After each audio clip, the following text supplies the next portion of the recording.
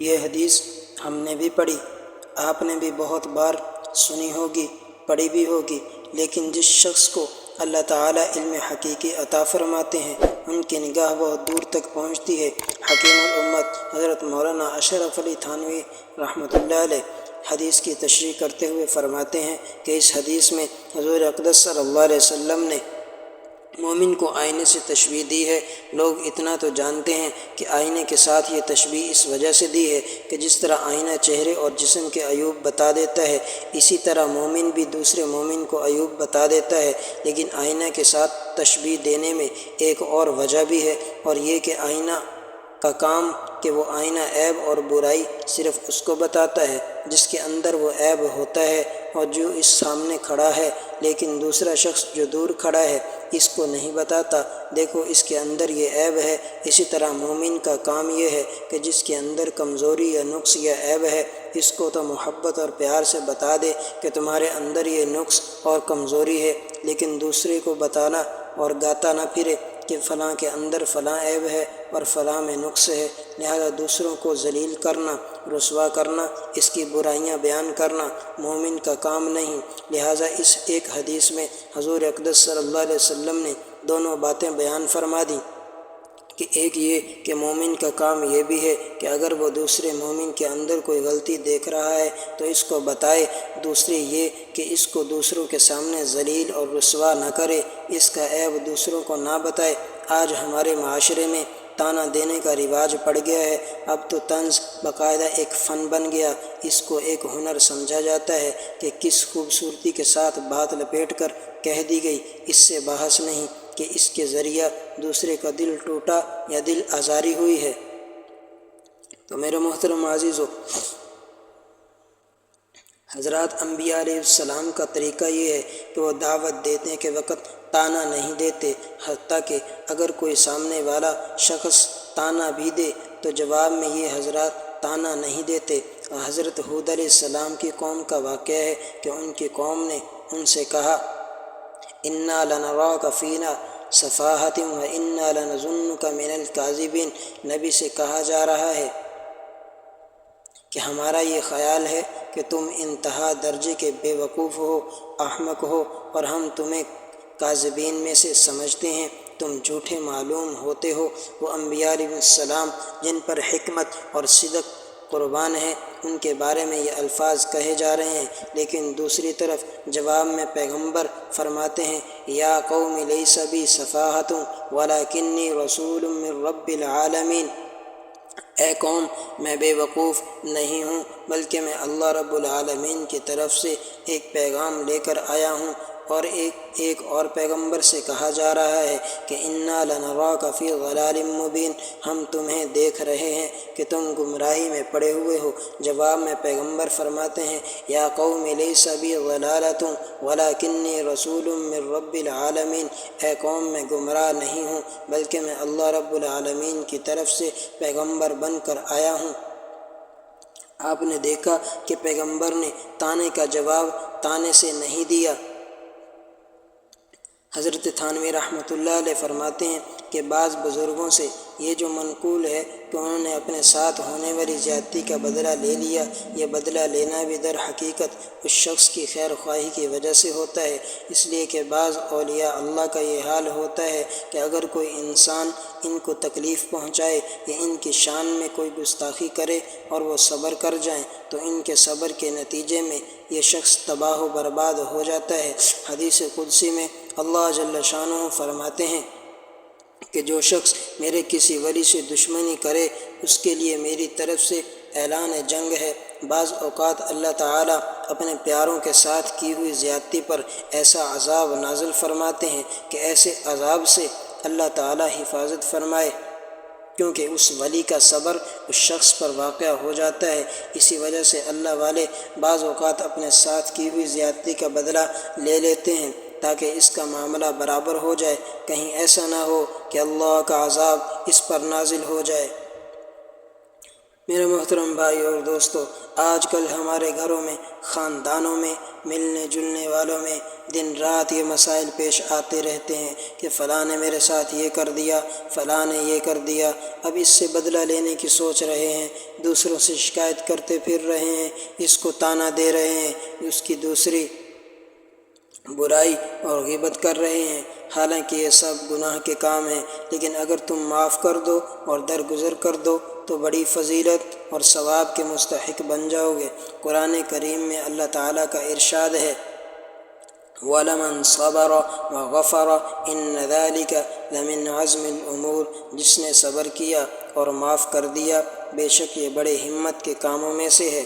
دوسری جگہ اللہ ارشاد فرماتے ہیں، ادفع بالتی ہی احسن فاذا الذی بینک وبینہ عداوۃ کأنہ ولی حمیم، دوسرے کی برائی کا بدلہ اچھائی سے دو، اس کا نتیجہ یہ ہوگا کہ جس کے ساتھ عداوت ہے وہ سب تمہارے گرویدہ ہو جائیں گے، تم سے محبت کرنے لگیں گے۔ لیکن اس کے ساتھ یہ بھی ارشاد فرما دیا، وما یلقاها الا الذین صبروا وما یلقاها الا ذو حظ عظیم، یعنی عمل انہی کو نصیب ہوتا ہے جن کو اللہ صبر کی توفیق عطا فرماتے ہیں، اور یہ دولت بڑے نصیب والے کو حاصل ہوتی ہے۔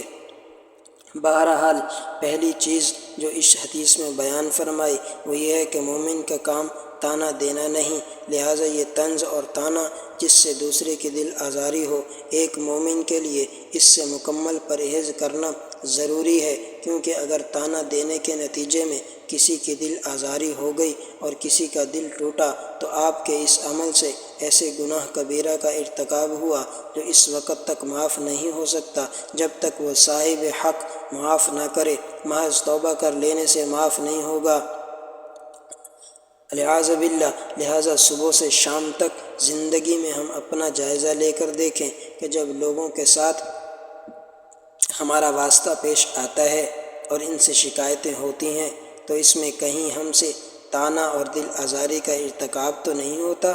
اس کا خیال کرتے ہوئے انسان زندگی گزارے، جو بات بھی دوسرے سے کہنی ہے وہ نرمی اور شفقت اور پیار سے کہے۔ اگر وہ شکایت بھی کسی سے ہوئی ہے تو اس کو تنہائی میں بلا کر کہو کہ تم سے یہ شکایت ہے، تاکہ اس کا دل نہ ٹوٹے۔ اللہ تعالی ہم سب کو اس پر عمل کرنے کی توفیق عطا فرمائے۔ حضرت صدیق اکبر رضی اللہ تعالیٰ عنہ کا ایک بہت خوبصورت واقعہ ہے۔ فرمایا، جو حدیث شروع میں ہم نے پڑھی تھی کہ اس حدیث میں فرمایا کہ مومن لعنت کرنے والا نہیں ہوتا، یعنی لعنت کے الفاظ زبان سے نکالنا یہ مومن کا کام نہیں۔ حضرت صدیق اکبر رضی اللہ تعالیٰ عنہ اپنے غلام پر غصہ آ گیا۔ ظاہر ہے کہ کسی سنگین غلطی پر ہی غصہ آیا ہوگا، بلا وجہ تو وہ غصہ کرنے والے نہیں تھے۔ اس غصے میں کوئی لعنت کا کلمہ زبان سے نکل گیا۔ پیچھے سے حضور اقدس صلی اللہ علیہ وسلم تشریف لا رہے تھے، آپ نے وہ لعنت کا کلمہ ان کی زبان سے سن لیا۔ آپ نے وہ کلمہ سن کر ارشاد فرمایا، صدیق بھی ہو اور لعنت بھی کرتے ہو، رب کعبہ کی قسم ایسا نہیں ہو سکتا، یعنی یہ دو چیزیں ایک ساتھ جمع نہیں ہو سکتی، اس لیے کہ جو صدیق ہو وہ لعنت کرنے والا نہیں ہوتا۔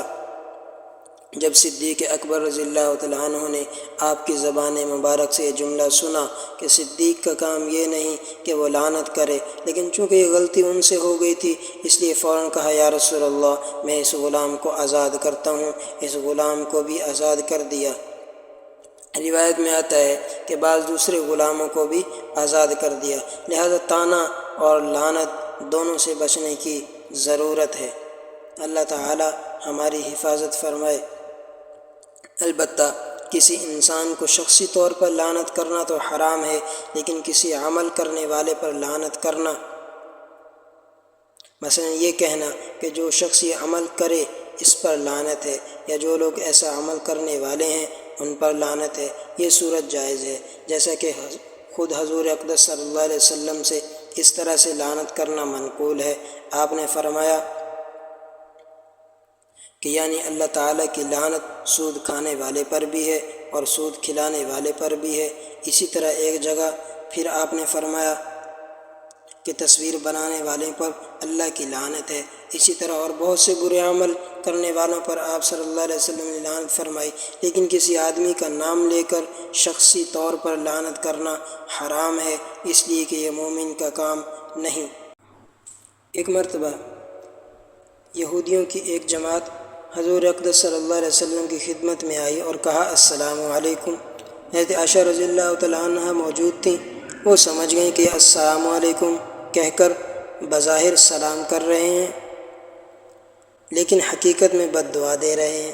چنانچہ حضرت عائشہ رضی اللہ تعالیٰ عنہ نے اس کا جواب دیتے ہوئے فرمایا علیکم السلام واللعنہ، یعنی تمہارے اوپر موت ہو اور تم پر لعنت ہو۔ جب حضور اقدس صلی اللہ علیہ وسلم نے یہ الفاظ سنے تو آپ نے فرمایا کہ یا عائشہ، اے عائشہ نرمی سے کام لو۔ حضرت عائشہ رضی اللہ تعالیٰ عنہ نے فرمایا یا رسول اللہ، آپ نے نہیں سنا کہ انہوں نے کیا بدتمیزی کی ہے؟ انہوں نے السلام علیکم کہہ کر آپ کو بد دعا دی ہے، اس لیے میں نے اس طریقے سے اس کا جواب دیا۔ آپ نے فرمایا تم نے نہیں دیکھا میں نے کیا جواب دیا؟ میں نے تو یہ جواب وعلیکم یعنی جو کچھ تم میرے بارے میں کہہ رہے ہو وہ تمہارے اوپر ہو۔ تو حضور اقدس صلی اللہ علیہ وسلم نے حضرت عائشہ رضی اللہ تعالیٰ عنہ سے فرمایا کہ نرمی جس چیز میں بھی ہوگی وہ نرمی اس کو زینت بخشے گی، اور جس چیز سے نرمی کو ختم کر دیا جائے وہ اس کو عیبدار بنا دے گا۔ لہٰذا اس طریقے سے جواب دے کر تم کیوں اپنی زبان خراب کرتی ہو؟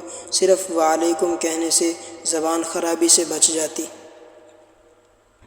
لہذا جب آدمی کلام کرے، چاہے غصے کے وقت بھی کلام کرے، اس وقت بھی بدگوئی کے الفاظ زبان پر نہ لائے۔ حضور اقدس صلی اللہ علیہ وسلم کے وہ اوصاف جو پچھلی کتب سماویہ یعنی تورات اور انجیل میں بطور علامت مذکور تھے، اس میں ایک جملہ یہ بھی تھا کہ یعنی نہ وہ فاحش ہوں گے،